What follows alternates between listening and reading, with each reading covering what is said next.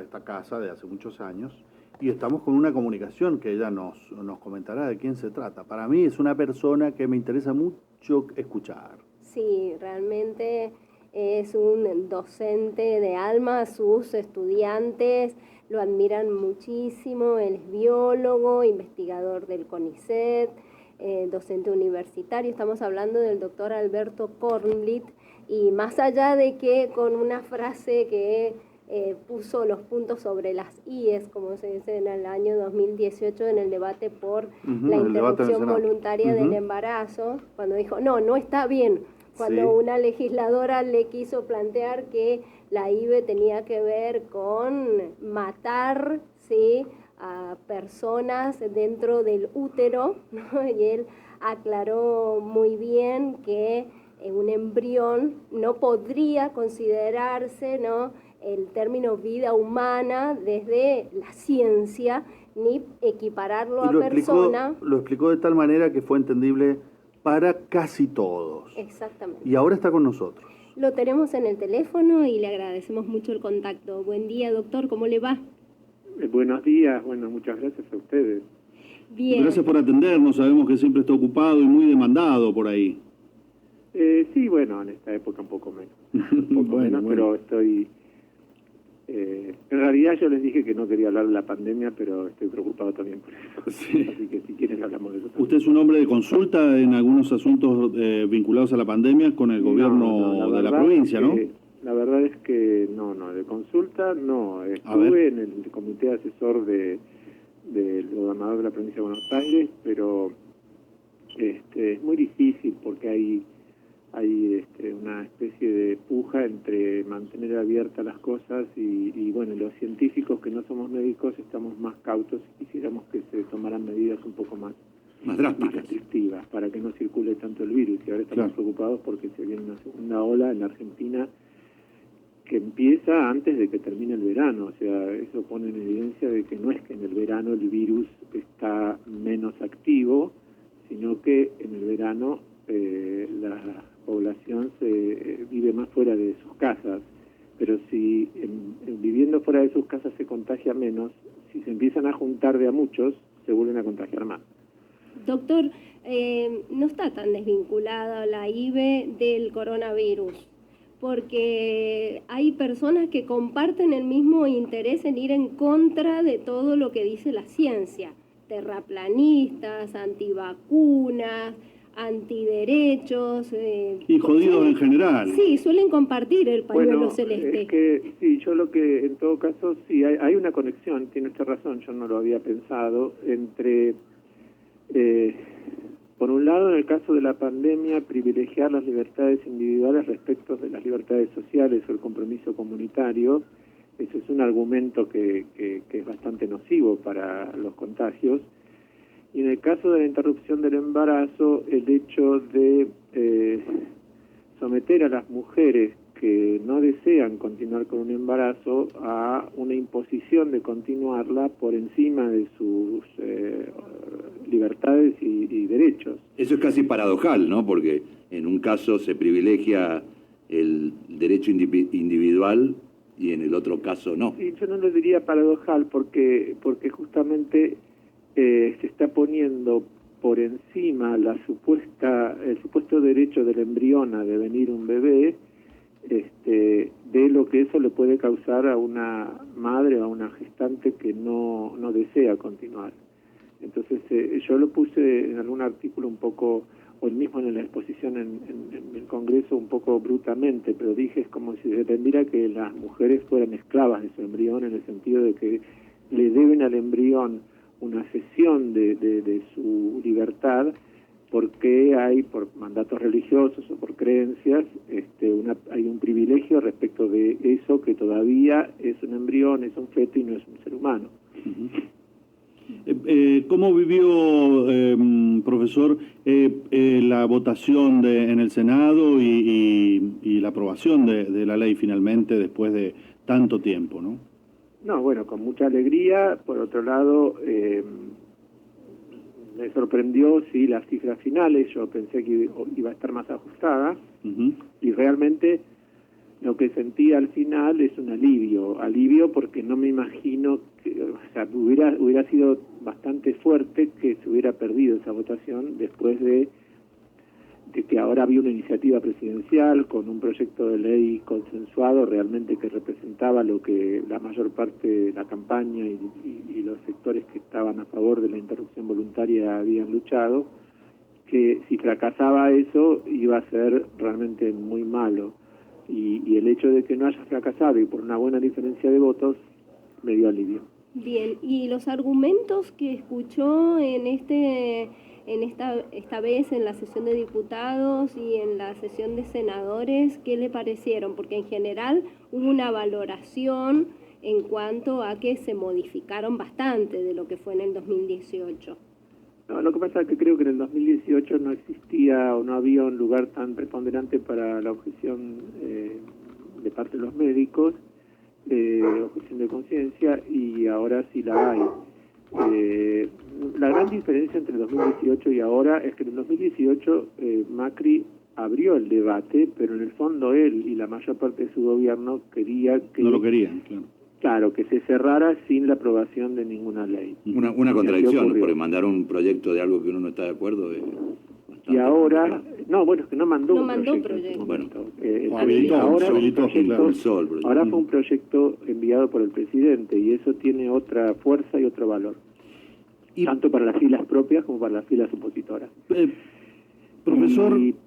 Déjeme decir adelante. El debate o el eje del debate, aunque se hablaron de varias cosas, en esta segunda instancia fue más sobre el problema de salud que significan los abortos clandestinos, mientras que en el debate del 2018 se incluyó mucho de lo cual yo hablé, que es el estilo del embrión, la biología, etcétera. Entonces creo que ahora se focalizó más en el problema de salud y creo que eso fue la clave por la cual se aprobó con esa mayoría bastante con una buena diferencia de votos. Le quería yo hacer una alusión. Ahora viene otra etapa, ya aprobada la ley, que son las posibilidades de tratar de impedir su aplicación a través de medidas judiciales. Seguramente los jueces que reciban algunos de esos pedidos, ya hay uno en Salta concretamente, van a solicitar la voz de algunos peritos y en este caso de la ciencia. Seguramente lo van a consultar para eso. ¿Qué le parece que puede pasar en ese ámbito? La verdad, honestamente, me parecía lamentable que después de todo lo que se hizo, después de los debates en diputados y senadores, la justicia acepte denuncias de inconstitucionalidad y progrese con ellas. Parece que si es así, estamos mal en el sistema democrático, porque entonces el Poder Legislativo, que es el que representa realmente al pueblo y a las provincias, no tiene capacidad de acción, y además se piensa que los que votan son ignorantes, y no saben, los que votan digo, en las cámaras, los senadores y los diputados, no conocen la Constitución. ¿Por qué hay que pensar que votan en contra de la Constitución? Yo creo que sería lamentable que esto ocurriera. Sobre lo que usted dice, un juez que acepta una denuncia de inconstitucionalidad probablemente no le interese conocer mi opinión. Está bien. Bueno, ya ha ocurrido en Salta y yo sospecho personalmente que algunos grupos de interés opuestos a esta ley van a intentarlo en otros juzgados con algunos jueces. Claro, pero es que eso se llama judicialización de la política, o sea... No es que la Argentina inventó la interrupción voluntaria del embarazo, existe en varios países del mundo, entonces hay que también mirar en el contexto internacional. En algunos se aprobó, en otros ni se planteó, aquí se planteó y se aprobó y listo, no hay que darle más vueltas. ¿Usted qué siente en lo personal, profesor, de haber tenido una participación, si bien a lo mejor breve, pero tan contundente con su posición en la vez que le tocó hablar en el Congreso? A ver, yo hablé primero en diputados. Y la verdad es que en diputados estuvo muy bien porque, por supuesto, había gente que compartía y gente que no en la sala, pero fue absolutamente civilizado y cordial. en senadores, antes de que hablara, yo ya había estado como 5 horas esperando y había visto cómo había un grupo de senadores y senadoras que realmente hostigaban a los oradores de una manera ostensible. Entonces el ambiente era muy distinto. Evidentemente cuando yo subí al estrado, yo ya tenía preparado lo que iba a decir, pero estaba muy alerta. Condicionado por eso. De posibles ataques porque ya lo había visto antes. Entonces, bueno, fue así como fue. Yo nunca imaginé que eso que fue así como fue tuviera después tanta repercusión. O sea, cuando yo salí del Congreso, me recuerdo que fui con una discípula que me acompañó, comentamos lo que ocurrió, pero jamás pensamos que eso iba a ser viralizado y tan difundido. ¿Tuviste la magnitud que tuvo? Por otra parte, mi exposición no es otra cosa que lo que uno sabe, o sea, la posición que he dicho, si bien tiene un montón de elementos de conocimientos de biología, es una visión que yo ya tenía de niño antes de estudiar ciencia, en el sentido de que si yo veía a una mujer embarazada por la calle, yo internamente sabía que en el caso extremo de que hubiera un problema, había que privilegiar a la vida de la madre y no del embrión. O sea, yo ya tenía ese concepto de que, no sé, usted llámelo intuitivo o por la formación de mi hogar, que entre elegir, si hay una situación, no lo pensaba como un aborto provocado, pero sí lo pensaba como una priorización del cuerpo de la mujer respecto de ese futuro bebé que todavía era un proyecto. Claro, lo que pasa es que usted en su alocución fue al nudo de lo discursivo para la platea de los antiderechos. El trasfondo tiene que ver con la decisión de la mujer, la decisión de las personas, la soberanía de los cuerpos, la no instrumentalización, que es lo que usted decía cuando, por ejemplo, se usa una mujer como incubadora que no se quiere reconocer. Claro, no se quiere reconocer y no sé si la palabra es correcta, se mistifica al embrión, se lo pone en un punto de cuasi sagrado por el solo hecho de que si siguiera desarrollándose daría un bebé. Pero nosotros sabemos que ese desarrollo depende, por lo menos hasta la semana 26, depende absolutamente de la interacción con la gestante, no puede ocurrir fuera del útero. Y por lo tanto, en ese sentido, depende totalmente de la gestante. Entonces, ese es un punto que... y después hay otro tema que es de orden legal. El concepto de persona legal, en todos los países del mundo, no sé, en los más fundamentalistas, musulmanes no lo sé, pero en los países del mundo occidental, el concepto de persona se da al nacido con vida. Si el embarazo se frustra, ya sea por motivos naturales o por motivos provocados, ese feto se da por no haber existido nunca jamás, no tiene nombre, no tiene número de documento y no tiene entidad social. Solamente la persona existe con el nacimiento con vida. Yo no voy tan allá para considerar la diferencia entre embrión y bebé. Yo creo que evidentemente un feto ya de 6 meses o 7 meses tiene una conformación mucho más parecida a lo que es un ser humano que un embrión de 10 semanas. Pero bueno, igual aún así las legislaciones consideran que la persona jurídica es el nacido con vida. Bien. Doctor, ahora lo quisiera sacar de este tema en relación al CONICET y a cuál es la situación de las investigadoras y los investigadores que durante todo el macrismo, otra vez como alguna vez, no los mandaron a lavar los platos, pero prácticamente sería lo mismo porque sus salarios quedaron absolutamente depreciados, muchos investigadores e investigadoras volvieron a irse de nuestro país, a elegir otros lugares porque más allá de los sueldos tampoco se financiaban las investigaciones. ¿Ha visto alguna recuperación? ¿Estamos en ese camino? Yo estoy en el directorio del CONICET, o sea que tengo... Que le costó asumir también, ¿no?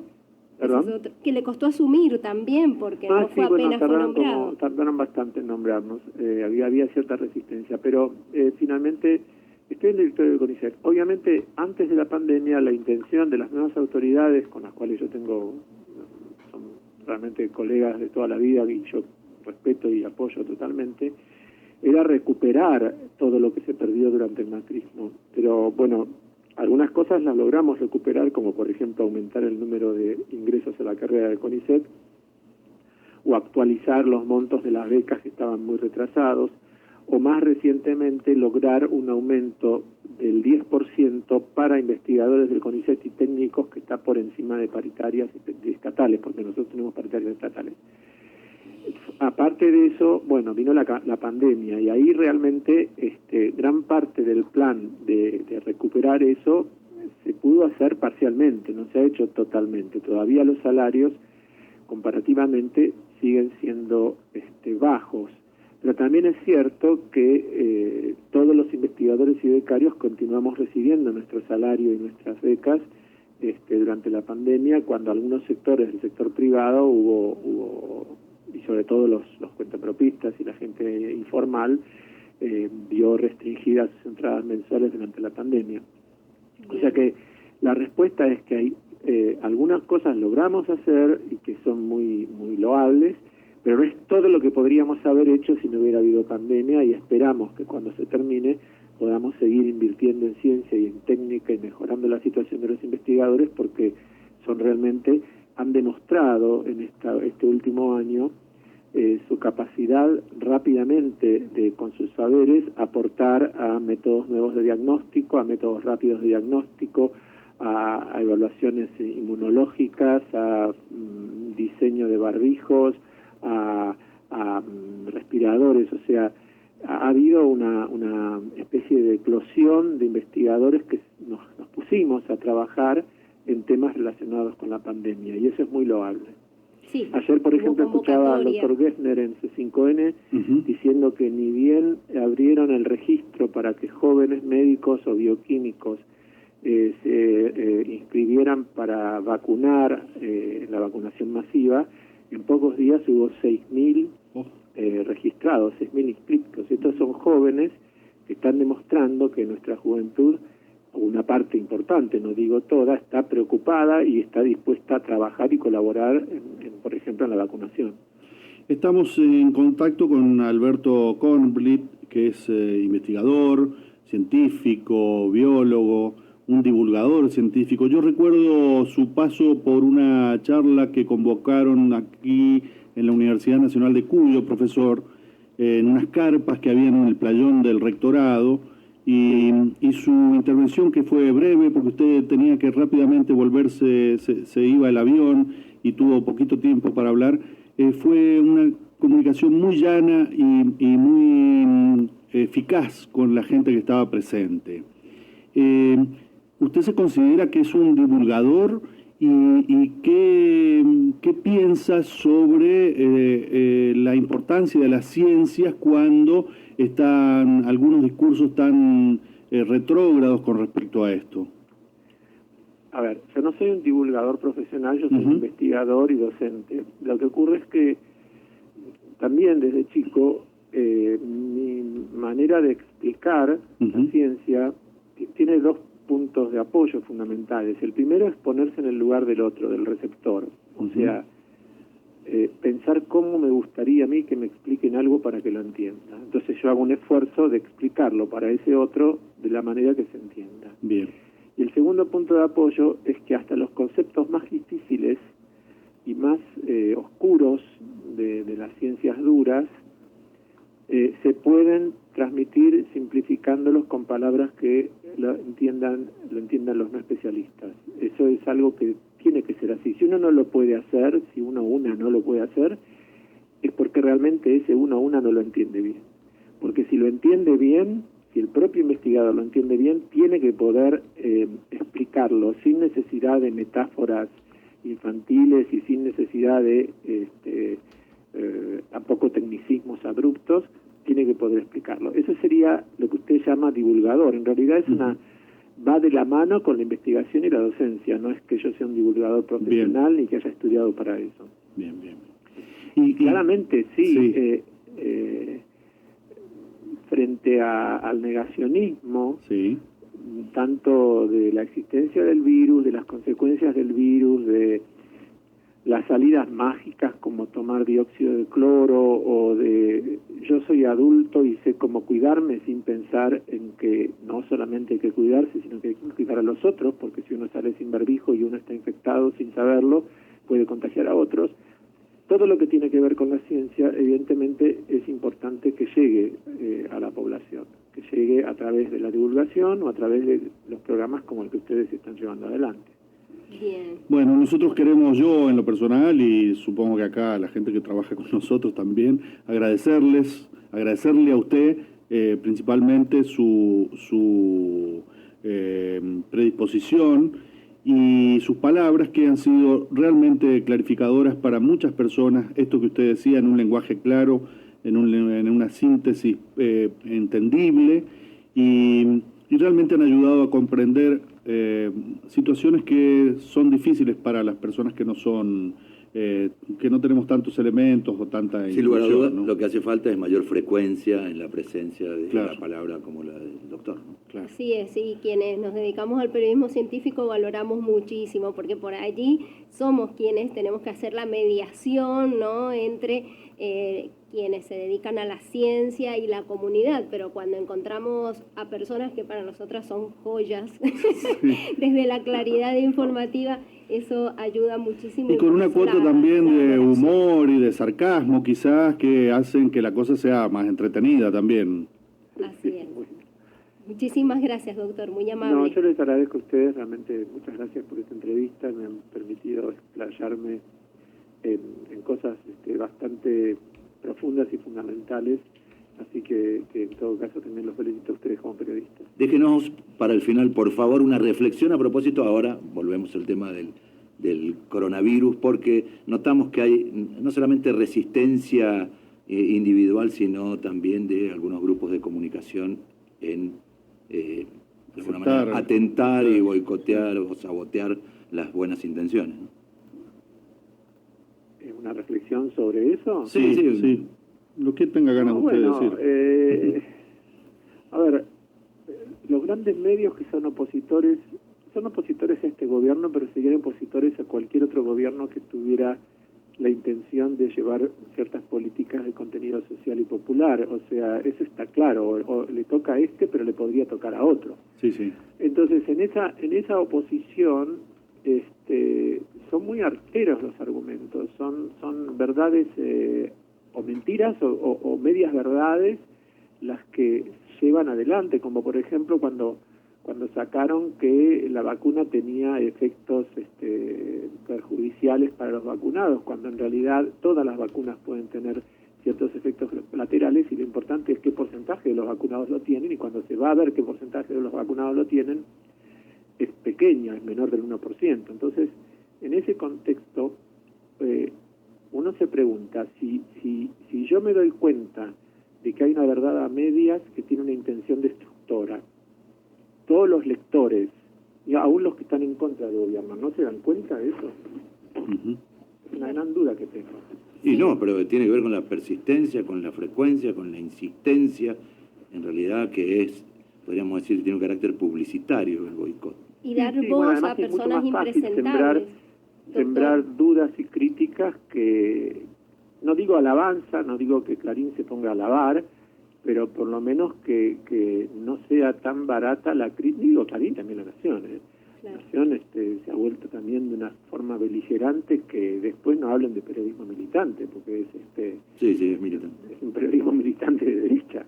Sí, por ahí lo que no dicen, aunque no escatiman, es también ponerle voz a impresentables, como una agrupación que se llama Médicos por la Verdad, que precisamente son el ejemplo de esta vinculación que hacíamos, porque están en contra de todo y han salido a decir cosas que no tienen bases científicas, pero bueno, al parecer médicos...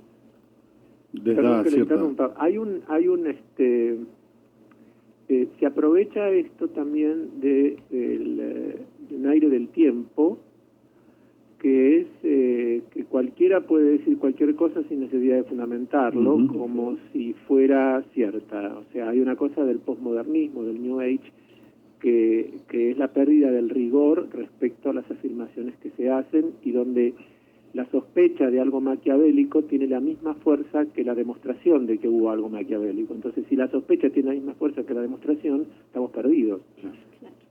Está bien el razonamiento. Le agradecemos, doctor. Muchas gracias. Ha sido muy generoso. No, por favor, gracias a ustedes.